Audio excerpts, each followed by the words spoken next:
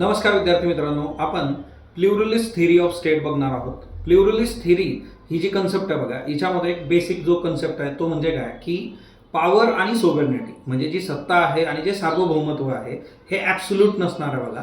ते कुठल्याही एका हातामध्ये केंद्रित नसणार आहे. कारण आपल्या ज्या काही प्रथा, परंपरा, आपली जी संस्कृती आहे तिच्यामुळे सत्तेवर जे आहे नाही काही म्हटलं तरी नैसर्गिकरित्या जे काही बंधनं येतात, नॅचरल लिमिटेशन जे आहेत पॉवरवर लागतात आणि त्यामुळे जे आहे की पॉवर आणि जे आहे सोव्हरेनिटी ही कसल्याही पद्धतीने ॲब्सोल्यूट नसणार आहे.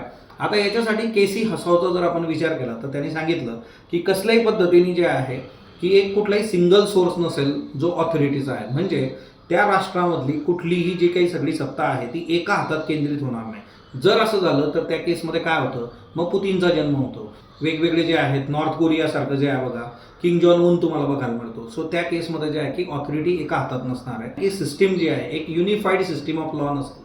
म्हणजे जे आहे ना, हिच्यामध्ये काय होतं की व्यवस्थेला वेगवेगळ्या पार्ट्समध्ये जे आहे बघितलं जातं. म्हणजे त्याचं म्हणणं असं आहे की सोसायटी जर फेडरल आहे तर सिस्टीमसुद्धा फेडरल असली पाहिजे. जसं आपण भारताचं उदाहरण घेतलं तर केंद्र आणि राज्य जे आहे यांच्यामध्ये सुद्धा जे आहे आपण अधिकारांचं सत्तेचं विभाजन करून दिलेलं आहे. त्याच्याकरता आपल्याकडे 3 लिस्ट आहेत की युनियन लिस्ट आहे, स्टेट लिस्ट आहे आणि कॉन्करंट लिस्ट आहे. केसी हसावचा दुसरा मुद्दा जो आहे की एक युनिफाईड सिस्टीम जी आहे ॲडमिनिस्ट्रेशनची ती पण नसावी.